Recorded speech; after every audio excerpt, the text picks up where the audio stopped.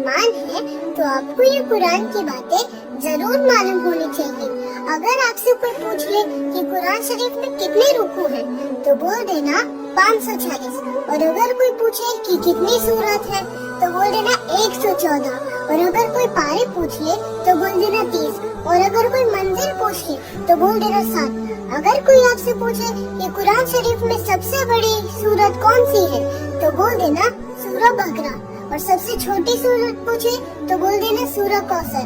और अगर आपसे कोई पूछे कि कुरान शरीफ में कितने हुर्फ हैं, तो बोल देना 3,22,600।